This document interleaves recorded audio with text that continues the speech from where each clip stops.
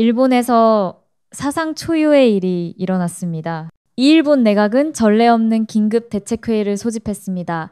원인은 일본 여성 데이탈 사태. 일본 거주고학력 전문직 여성 5만 824명이 한국 남성과의 결혼을 이유로 이민을 신청한 충격적 통계가 NHK 메인 뉴스에 보도된 직후였습니다. 회의실 공기가 얼어붙었습니다.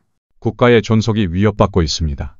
외무성, 문부과학성, 후생노동성, 방위성까지 전부처 고위 간부들이 긴급 소집된 이 회의는 결혼과 국가 위기를 같은 문장에 올려놓은 순간이었습니다. 그 믿기 힘든 이야기 지금 시작합니다.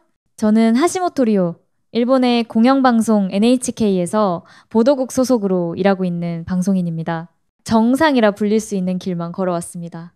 도쿄대 사회학과 수석 졸업, 전공 수석으로 졸업 논문상을 받았고 NHK 입사 당시에도 0명 중 단 3명을 뽑는 공개 채용 최종 합격자였습니다. 그런 제가 지금 도쿄도지사 공간 회의실에서 대통령급 보안 패스를 발급받고 앉아있는 이유, 그건 단 한 사람, 제 대학 동기이자 가장 가까운 친구였던 카미야 아야카 때문입니다. 아야카는 일본 최고 엘리트 중 하나였습니다. 도쿄대 법학부를 수석 졸업한 뒤 사법시험을 단 한 번에 통과했고 도쿄지검 특수부 소속 검사로 근무 중이었습니다. 철두철미한 원리주의자였고 인간관계조차 시간 단위로 정리하던 사람이었죠. 그런 아야카가 지난달 말 제게 메시지를 보냈습니다. 리오, 나 서울로 이사가. 한국 남성과 결혼해. 그리고 아마 다시는 도쿄로 돌아오지 않을 거야. 순간 눈앞이 하얘졌습니다. 무슨 장난인가 싶었습니다. 하지만 그녀는 진지했습니다. 직장에 사표도 냈고 집도 처분했다는 말에 저는 할 말을 잃었습니다. 그 후 몇 시간 동안 저는 아야카와의 마지막 통화를 반복 재생했습니다. 리오, 나는 일본에서 여성으로 사는 게 숨막혔어. 여자가 아니라 역할로만 취급받았고 매 순간 계산되고 의심받고 검열당했어. 근데 혜준이랑 있으면 그냥 나로 있어도 돼. 울어도 되고 웃어도 되고 안아달라고 말할 수도 있어. 그 말을 듣는 순간 제 안에 무언가가 무너지는 느낌이 들었습니다. 그 애는 무너진 게 아니었습니다. 스스로 떠났습니다. 이 나라에서. 그날 밤 NHK 사내 회의실에서 저는 PD로서의 마지막 감각을 되살렸습니다.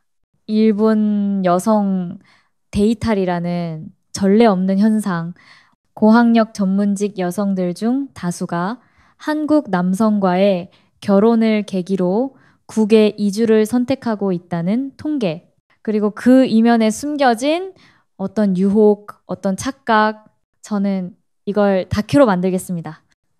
방송 제목은 그 자리에서 정했습니다. 일본 여성들이 착각하고 있는 진실, 한국 남성 결혼 열풍의 실체, 누군가는 말렸습니다. 리오, 너무 감정적으로 보이게 돼.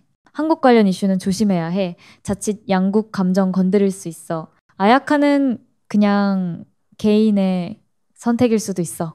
하지만 저는 확신했습니다.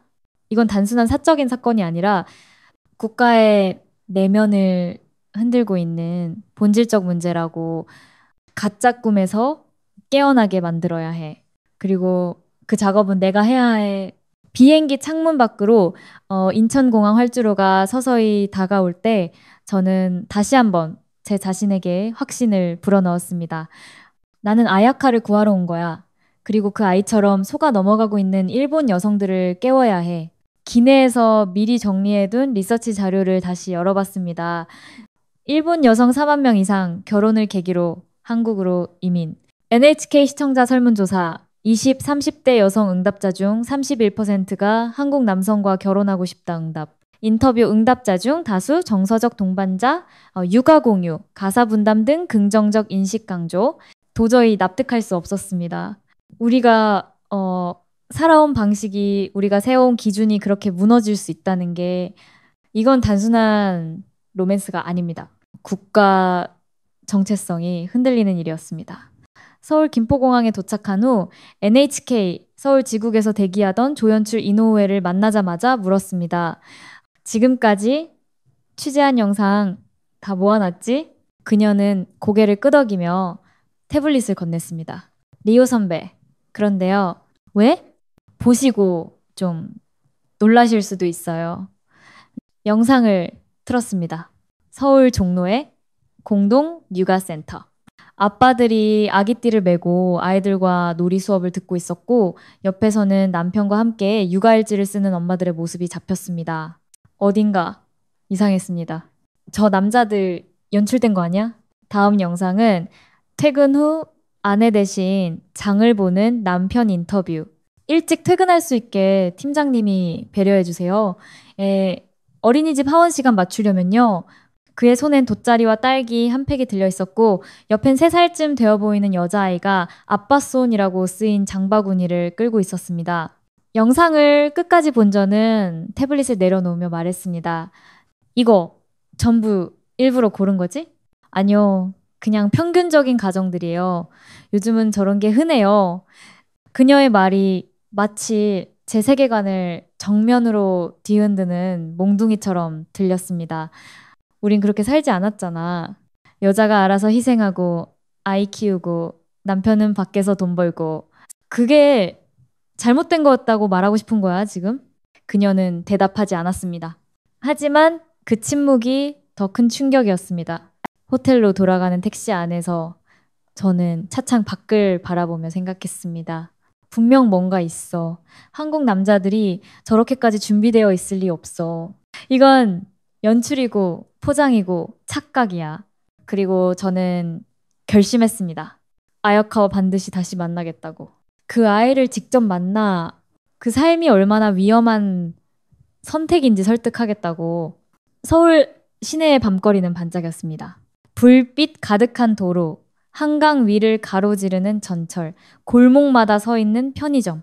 모든 게 정돈되어 있었고 위험이라는 단어와는 거리가 멀었습니다. 하지만 저는 오히려 그것이 더 불안했습니다. 이렇게까지 매끄럽게 돌아가는 사회가 있을 리 없어. 어딘가에 틀림없이 균열이 있다. 제 취재는 진실을 밝히는 것이 아니라 균열을 찾는 일이었습니다. 그리고 그 균열은 제가 가장 신뢰했던 사람 아야카의 눈동자 속에서 시작됐다는 것을 그땐 아직 깨닫지 못했습니다. 다음날 아침 저는 일본 대사관으로 향했습니다. 정문에서 제 이름을 확인한 직원은 표정 하나 바꾸지 않고 제게 말했습니다. 하시모토 리오 씨, 10시 정각 2층 회의실로 안내하겠습니다. 그곳에서 저는 일본 여성 커뮤니티 대표와 면담을 진행했습니다. 30대 후반의 여성 와타나베 미사키 씨. 8년 전 한국 남성과 결혼해 서울에 정착했으며 현재는 일본인 아내 모임 오모이노카케라의 운영자로 활동하고 있다고 했습니다. 한국 사회 힘들지 않으셨어요? 저는 최대한 중립적인 어조로 질문을 시작했지만 사실 속으론 이제 쏟아지겠지. 적나라한 현실이라는 기대가 있었습니다. 하지만 그녀의 대답은 전혀 달랐습니다. 처음엔 정말 힘들었어요. 언어도 낯설고 문화도 다르고 그런데 남편이 매일 저랑 공부했어요. 한국어, 일본어, 같이요. 일 끝나고 피곤한 몸으로도요. 그래서 지금은 후회 없으시단 말씀이신가요? 전 한국에서 처음으로 동등한 관계를 배웠어요. 일본에선 항상 아내로서 해야 할 일이 있었거든요. 근데 여긴 제가 울어도 힘들다고 해도 괜찮아, 같이 하자는 말이 먼저 나와요. 저는 웃음을 삼켰습니다. 이건 너무 이상화된 이미지야. 사랑이라는 이름으로 왜곡된 환상. 인터뷰를 마치고 대사관을 나오는 길, 저는 조연출에게 속삭였습니다. 저 사람은 특수 사례야. 편집할 때 후반부에만 짧게 넣자. 그날 오후 도쿄 본사에 중간 보고를 보냈습니다. 바로 답신이 왔습니다. 리오, 다큐가 흐물흐물해지고 있어. 중심 메시지를 놓치면 안 돼. 한국 남성과 결혼한 일본 여성들의 착각이 핵심이야. 구조적 분석 필요. 압박이 거세졌습니다. 그래서 저는 방향을 틀었습니다. 다음 날엔 일본계 대기업의 한국 지사 직원을 인터뷰했습니다. 기대는 컸습니다. 보수적인 조직 문화 안에서 일본 남성과 비교했을 때 한국 남성의 불평등이나 가부장적 태도가 드러날 거라 생각했거든요. 하지만 또 한 번 예상을 벗어난 답이 돌아왔습니다. 남자 직원들이 육아휴직을 먼저 신청합니다. 회사 문화요? 요즘은 부장님도 60면 다들 보내주십니다. 가족 시간 중요하다고요. 솔직히 말하면 도쿄 본사보다 여기가 더 살기 좋아요. 충격이었습니다. 이건 단순한 개인의 선택 문제가 아니었습니다. 이제는 구조 자체가 바뀌고 있다는 사실을 저는 마주하게 된 것이죠. 하지만 저는 받아들이고 싶지 않았습니다. 이건 사회적 캠페인이나 일시적 문화일 뿐이야. 결국 남자들이 착한 척하는 것 뿐이라고. 그렇게 스스로를 타일렀습니다. 하지만 머릿속 한켠에서는 계속해서 질문이 생겨났습니다. 왜 저들은 웃고 있고 나는 화가 나 있는 걸까? 왜 아야카는 혜준과 함께 있을 때 그렇게 자유로워 보였을까? 그날 밤 호텔방으로 돌아온 저는 처음으로 태블릿을 내려놓았습니다. 편집도 하지 않았고 보고서도 쓰지 않았습니다. 그저 조용히 아야카가 마지막으로 보낸 사진 한 장을 다시 열어봤습니다. 혜준과 손을 잡은 채 한강 둔치에서 웃고 있는 아야카. 머리카락은 바람에 날렸고 뺨은 햇살에 살짝 그을려 있었습니다. 그리고 그 눈동자엔 제가 한 번도 본 적 없는 안정이 담겨 있었습니다. 설마 진짜 행복한 걸까? 그 의심이 마음 깊은 곳에서 처음으로 고개를 들었을 때 저는 자신도 모르게 한숨을 내쉬었습니다. 아마도 그 순간부터였을 겁니다. 제 다큐멘터리가 아니게 된 건 그녀는 정말 그대로였습니다. 한 달 전과도 1년 전과도 대학 시절과도 변함없는 늘 단정하고 똑부러진 말투와 표정. 하지만 뭔가 달랐습니다. 그 눈빛. 그리고 손끝에 머문 작은 여유 같은 것. 잘 있었어, 리오? 카페 테이블에 마주 앉은 아야카가 먼저 말을 건넸습니다. 그 질문을 네가 할 자격이 있다고 생각해? 저는 차가운 목소리로 되물었습니다. 아야카는 조용히 미소 지었습니다. 그럴 줄 알았어. 리오는 여전히 직진형이네. 직진이 아니라 정직이지. 그래. 네가 늘 자랑하던 정직한 말이야. 그 순간 기억이 떠올랐습니다. 도쿄대 시절. 어느 겨울밤. 아야카가 시험 스트레스로 무너져 울던 날, 제가 조용히 그녀의 옆에 앉아 말했었죠. 세상은 정직한 사람을 무너뜨릴 수 없어. 넌 그 증명이 될 거야. 그 말에 힘을 얻었던 그녀. 지금은 그 정직함이 부메랑이 되어 제게 돌아오고 있었습니다. 한국에서의 삶, 그렇게까지 좋다는 거야? 저는 참을 수 없다는 듯 쏘아붙였습니다. 니오, 네가 보기엔 내가 세뇌당한 거지? 아야카는 놀랍도록 침착한 어조로 말했습니다. 네가 한 선택이 너무 무책임해 보여서 그래. 도쿄에서의 커리어, 명예, 가족 다 버리고 한 남자 따라 서울까지 와서 이게 너답다고 생각해? 그녀는 조용히 커피 잔을 내려놓고 제 눈을 바라봤습니다. 그리고 한마디를 꺼냈습니다. 리오, 나 여자로서 태어나 처음으로 나 자신이 된 기분이야. 순간 저는 말문이 막혔습니다. 아야카의 눈에는 물기가 서려 있었습니다. 하지만 그건 슬픔의 눈물이 아니라 무언가를 견뎌낸 자 많이 가진 묵직한 진심이었습니다. 도쿄에선 항상 역할이 있었어. 검사로서, 딸로서, 여자친구로서, 심지어 옷을 고를 때도, 발걸음을 걸을 때도 항상 누군가의 기준에 맞춰 살아야 했어. 하지만 여기선 혜주는 그런 걸 묻지 않아. 왜 이 옷을 입었는지, 왜 오늘 기분이 우울한지 그냥 들어줘. 그냥 함께 있어. 저는 고개를 숙였습니다. 말을 잇고 싶지 않았습니다. 그녀가 이어 말했습니다. 리오, 나 도망친 게 아니야. 내가 싸우고 있던 곳이 틀렸다는 걸 알았을 뿐이야. 그 말은 마치 제 가슴 깊은 곳을 정확히 찌르는 창 같았습니다. 너 지금 나한테 내 삶이 틀렸어라고 말하는 거야? 제 목소리는 떨리고 있었습니다. 아니, 리오. 난 네가 틀렸다고 생각하지 않아. 하지만 나는 내 삶이 거기서 끝나길 원하지 않았을 뿐이야. 잠시 정적이 흘렀습니다. 주변 테이블에서 들려오던 아이의 웃음소리, 커피 머신의 증기 소리, 창밖을 스쳐 지나가는 바람, 그리고 아야카의 마지막 말, 여기선 울어도 돼. 여기선 나라고 말해도 돼. 그게 나에겐 충분했어. 그녀는 자리에서 일어섰습니다. 리오, 네가 뭘 위해 왔는지 알아. 하지만 진실이 꼭 한쪽에만 있다고 믿진 말아줘. 그리고 조용히 돌아섰습니다. 그녀의 뒷모습을 바라보며 저는 처음으로 의심이 아닌 혼란을 느꼈습니다. 내가 옳다고 믿었던 모든 기준, 모든 구조, 모든 시선이 흔들리고 있었습니다. 카메라를 켤 수 없었습니다.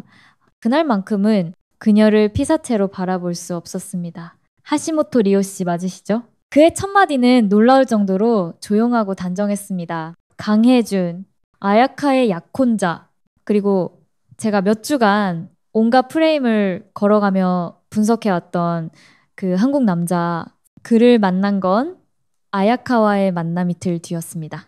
서울 성수동의 한 북카페, 벽면 가득 책이 꽂혀 있고 사람들 대부분이 조용히 무언가를 쓰거나 읽고 있는 공간, 아야카가 약속을 잡아줬습니다. 리오가 꼭 만나봐야 할 사람이 있어. 사실 처음엔 거부감이 들었습니다. 무슨 말을 해야 할지, 어떤 얼굴로 마주해야 할지 도무지 감이 오지 않았습니다. 하지만 그를 보는 순간 그 모든 생각은 잠시 멈췄습니다. 정장도 화려한 셔츠도 아니었습니다. 짙은 회색 니트에 편안한 면바지 차림, 그리고 조용히 눈을 마주치며 고개 숙여 인사하는 자세, 어떤 주도권도 가지려 하지 않는 사람. 그게 첫인상이었습니다. 사실 좀 긴장했어요. 그가 먼저 말문을 열었습니다. 아야카한테서 리오 씨 얘기 많이 들었거든요. 대학 시절부터 얼마나 지적인 사람인지 또 얼마나 고든 사람인지 예상 밖의 말에 저는 당황했습니다. 그런 말까지 했나요? 네, 세상에서 가장 정직한 사람 중 하나라고요. 해주는 커피잔을 천천히 돌리며 말했습니다. 리오 씨가 지금 어떤 시선으로 저를 보고 있는지도 알아요. 사실 그런 시선을 받는 게 처음은 아니거든요. 저는 조심스럽게 눈을 들었습니다. 그의 얼굴엔 피로 같은 게 있었습니다. 말로 표현하지 않아도 느껴지는 반복된 오해 속에서 길들여진 사람의 눈빛. 그럼에도 불구하고 왜 그런 시선에 대응하지 않죠? 제가 물었습니다. 그는 조용히 웃었습니다. 누군가가 저를 증명해줘야 할 대상이라고 생각하면 결국 그 시선 자체가 제 삶을 규정하게 되잖아요. 저는 그냥 제 삶을 살고 싶어요. 아야카랑 그리고 앞으로 태어날 아이랑요. 그의 말은 어쩌면 가장 단순했지만 지금까지 들은 그 어떤 인터뷰보다도 명료했습니다. 이건 우연이 아니군요. 노트북을 닫으며 저는 조연출 이노우에게 말했습니다. 며칠간의 취재를 통해 모인 자료들. 서울시 스마트시티 공동육아 네트워크, 동사무소의 시민지원 앱, 동네 작은 도서관, 자율운영 사례까지 어느 것 하나 하늘에서 떨어진 결과는 없었습니다. 모두가 서로 얽히고 기대고 유기적으로 움직이고 있었습니다. 리오 선배, 이번에 소개해드릴 분은 강남구에서 시민교육 프로그램을 운영하시는 분이에요. 일본 여성들 중 일부가 이분의 강의를 듣고 삶이 완전히 달라졌다고 하더라고요. 그 말에 저는 조금 의아했습니다. 교육 프로그램? 무언가 이질적이었습니다. 한국 남성과 결혼한 일본 여성이라는 주제의 시민교육이라니. 하지만 막상 만나본 강사는 저를 완전히 바꿔놓았습니다. 환영합니다. 일본에서도 이런 프로그램이 있나요? 그녀는 웃으며 제게 자리를 권했습니다. 수업을 듣던 사람 중엔 일본 여성도 있었습니다. 도쿄 출신, 결혼 2년 차. 그녀는 이렇게 말했습니다. 처음엔 남편의 배려가 이상했어요. 제가 집안일을 못한다고 해도 괜찮아, 같이 해보자고 말해주는 게 오히려 불편했죠. 근데 이 수업을 들으면서 알게 됐어요.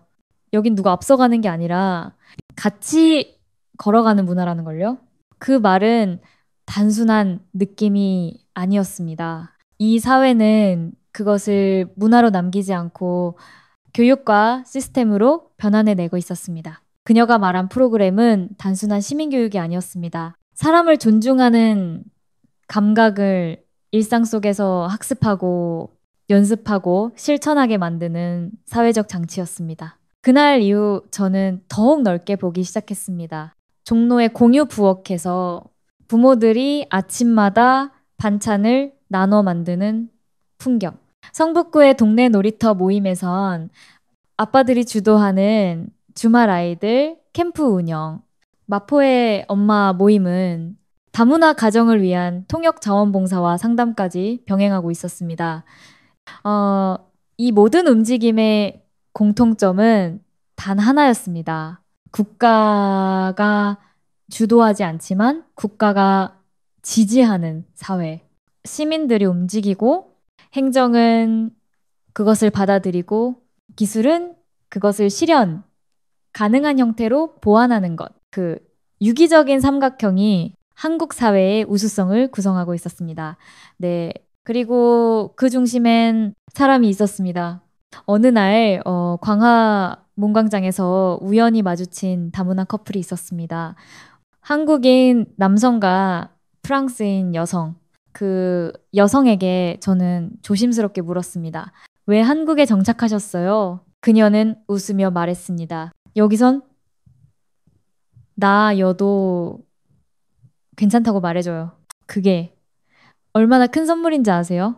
그 말을 듣는 순간 저는 더 이상 일본 여성들의 착각이라는 시선으로 이 사안을 바라볼 수 없게 되었습니다. 이건 착각이 아니었습니다. 지극히 논리적인 선택이었습니다. 정서적, 사회적, 구조적으로 살만한 곳을 선택한 사람들의 정당한 이주였던 것입니다. 다음날 저는 취재를 위해 서울시청에 방문하고 큰 충격에 빠졌습니다. 이 시스템, 프랑스 교육부에서도 정식으로 요청한 거 아세요? 서울시청 시민협력과 담당관이 건넨 USB를 손에 들고 저는 의아한 눈으로 되물었습니다. 프랑스요? 네, 저희 스마트유가 플랫폼이요. 프랑스 파리시청과 리옹시에서 각각 시범 도입 검토 중이에요. IT 인프라, 시민자율 네트워크, 공공기관 연계 방식까지 그대로 가져가서 한국식 모델이라고 부르고 있대요. 순간 숨이 막혔습니다. 한국식 모델이라니. 그건 제가 단 한 번도 표준이라 여겨본 적 없는 단어였습니다. 일본에선 항상 우리는 선도자, 그들은 추종자라는 틀이 존재했으니까요. 그날 밤 도쿄 NHK 본사 시스템에 접속해 비공개 국제포럼 자료를 찾아봤습니다. 작년 11월 유럽 OECD 국가들이 주도한 도시 내 인적 자본 회복력 보고서에 놀라운 내용이 포함되어 있었습니다. 서울시의 공동체 기반 육아, 디지털 행정, 그리고 감정노동 분산 설계는 차세대 사회 인프라의 모범 사례로 기록된다. 한국의 시민사회는 정부 개인 간거리를 전례 없이 유기적으로 좁히고 있다. 이는 유럽이 놓친 회복적 구조의 결정판이다. 제 손끝이 떨렸습니다. 프랑스, 독일, 핀란드, 네덜란드 그 어떤 국가도 아시아 국가의 시스템을 이토록 직접적으로 참고 대상으로 명시한 적은 없었습니다. 저는 이어서 일본 내의 최근 반응을 검색해봤습니다. 한국형 육아 시스템 벤치마킹 시도 일본 내반발. 일본 후생성 공공은 개인의 몫이 아니다. 발언 논란. 여성의 출산율과 이혼율 모두 상승 5년. 내 구조 붕괴 우려. 뉴스는 모두 비슷한 방향을 향하고 있었습니다. 변화를 받아들이지 못한 사회에는 고스란히 그 대가를 치르고 있었던 것입니다. 그리고 그 중심에 리오라는 이름의 제가 있었습니다. 그제야 저는 처음으로 이 취재가 단순한 다큐멘터리 기획이 아니라 내가 살아온 세계와의 결산임을 깨달았습니다. 그리고 일본은 왜 지금 이 길을 외면하고 있는가? 라는 질문이 제 머릿속을 관통하고 지나갔습니다. 다음 날 저는 다시 서울 시민청에 위치한 글로벌 공유 플랫폼 사무실을 찾았습니다. 전 세계에서 파견온 관료들이 한국의 시스템을 직접 체험하고 자국에 맞게 커스터마이징하는 프로젝트 현장이었습니다. 아프리카 르완다 여성부 장관이 직접 다녀갔어요. 공동육아 시스템에 감동받아서 자국 모델 개발 중이라고요. 아, 심지어 뉴욕시청도요. 아시아식 유가 분산 인프라를 주제로 6개월 리서치 배정했대요. 저는 한동안 말이 나오지 않았습니다. 대한민국이라는 이름이 더 이상 기술 강국의 이 수식어로만 불리는 것이 아니라 사회 설계의 본보기로 호명되고 있다는 현실. 그날 밤 도쿄 본사의 편성회의에 들어가며 저는 슬라이드 맨 앞 페이지에 이렇게 적었습니다. 세계는 지금 한국을 참고하고 있습니다. 우리는 아직도 한국을 의심하고 있습니까? 그 문장을 띄워놓고 잠시 아무 말 없이 회의실을 바라봤습니다.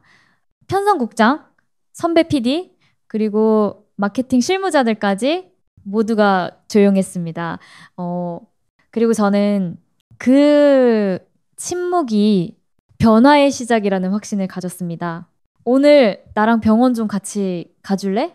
아야카의 제안은 뜻밖이었습니다. 그날은 마지막 인터뷰 일정이 끝난 뒤였고, 서울에서도 거의 마지막 날이었습니다. 저는 조용히 고개를 끄덕였습니다. 강남에 위치한 모성 클리닉. 건물 외관은 그저 평범했지만 안으로 들어서자 모든 것이 달랐습니다. 여기 산후우울증 상담소가 함께 있어. 임신 중이든 출산 후든 원하면 언제든 상담받을 수 있어. 아야카는 태블릿으로 예약 내역을 보여주며 말했습니다. 물론 무료고 상담사는 모두 국가 자격 있는 전문 심리사야? 심지어 남편이 대신 상담받을 수도 있어. 가족이 함께 겪는 문제니까. 저는 눈을 의심했습니다. 그리고 속으로 생각했습니다. 이런 구조가 일본에 있었던가? 아야카는 상담실 안으로 들어가면서 저에게 이렇게 말했습니다. 리오, 네가 오늘 옆에 있어줬으면 해. 이건 내 이야기지만 사실 너에게도 필요한 이야기일지 몰라. 잠시 후 상담이 시작됐고 저는 같은 공간, 그러나 벽 너머의 작은 유리창 뒤에서 조용히 그녀의 모습을 바라봤습니다. 출산 후 2달 정도 매일 울었어요. 왜 울었는지 이유도 없었어요. 그저 무섭고 불안하고 세상이 무너진 것 같았어요. 그때 혜준이 제 손을 잡고 같이 여길 데려왔어요. 그리고 자기도 같이 상담을 받자고 했어요. 그때 처음 알았어요. 이 사람은 내 남편이기 전에 내 감정을 함께 짊어져줄 동료라는 걸. 그녀는 울지 않았습니다. 담담한 어조, 깊이 있는 눈빛, 그리고 그 어떤 때보다 강한 인상이었습니다. 상담 후 우리는 근처 공원 벤치에 앉았습니다. 밤 공기가 조금 차가웠지만 그만큼 정신은 맑았습니다. 리오, 나는 한국이 좋아서 온 게 아니야. 나는 살기 위해 왔어. 도쿄에선 나 자신으로 존재할 수가 없었어. 늘 정답을 말해야 했고, 늘 버텨야 했고, 늘 혼자 이겨내야 했어. 근데 여기선 같이 가자는 말을 들어. 지금 힘들지? 라고 묻는 눈빛을 봐. 그게 나한텐 치유였어. 저는 그제야 깨달았습니다. 한국이라는 공간은 편리한 시스템이 아니라 사람을 살리는 구조였다는 것을 이제까지의 취재는 그저 수치와 정책, 기술에 관한 것이었지만 그 모든 것의 바닥엔 사람을 구하려는 의지가 있었던 겁니다. 그리고 아야카는 그 의지의 중심에서 다시 사람으로 서 있는 것이었습니다. 그녀가 조용히 제 손을 잡았습니다. 리오, 너도 한 번쯤은 누군가에게 기대도 돼.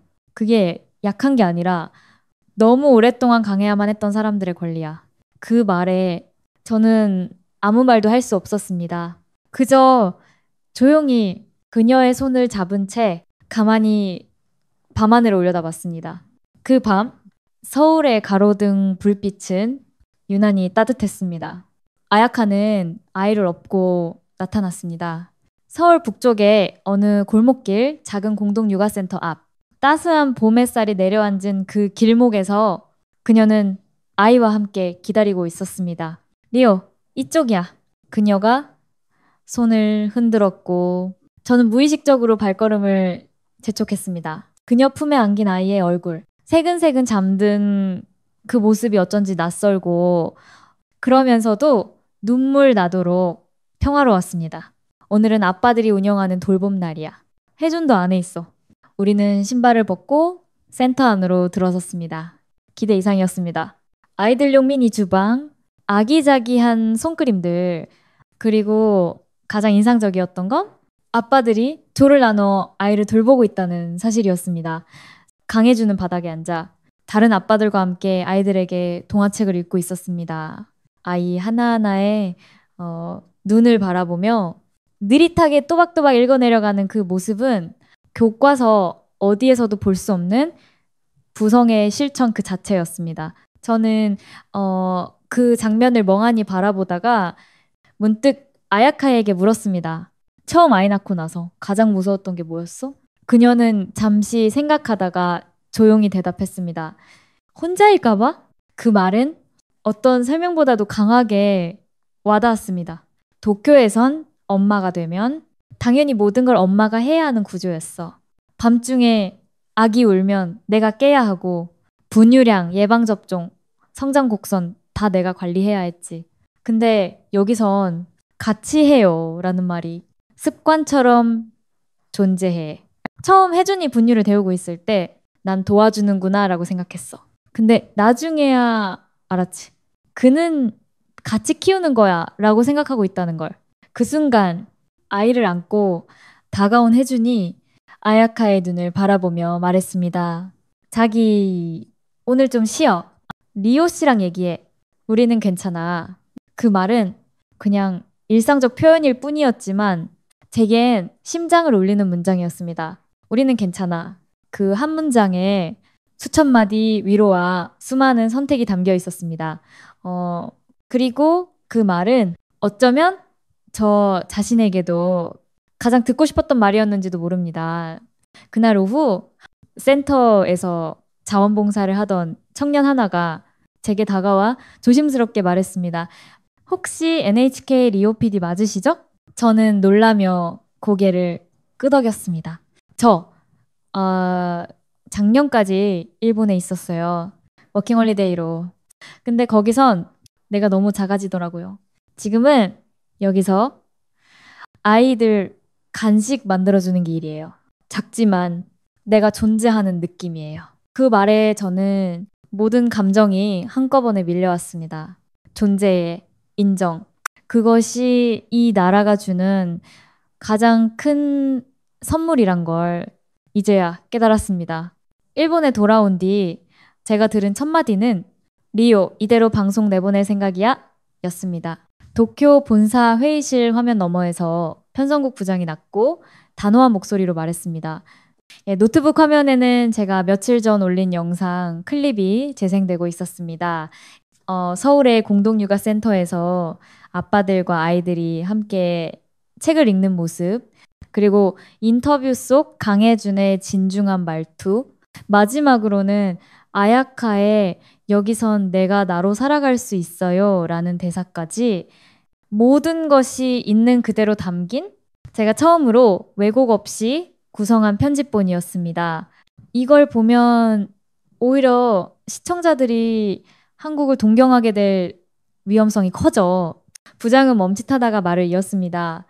너무 아름답게 포장된 메시지들이야. 균형을 맞춰. 왜 결혼 후 귀국한 일본 여성들은 안 다뤘어? 저는 조용히 대답했습니다. 그들도 인터뷰했어요. 그런데 그중 누구도 한국이 문제였다고 말하지 않았습니다. 다만 각자의 개인 사정이었죠. 부모님, 건강, 언어, 장벽, 아이 교육 같은. 그래서 그걸 빼겠다고? 방송의 핵심이 흐려지잖아, 리오.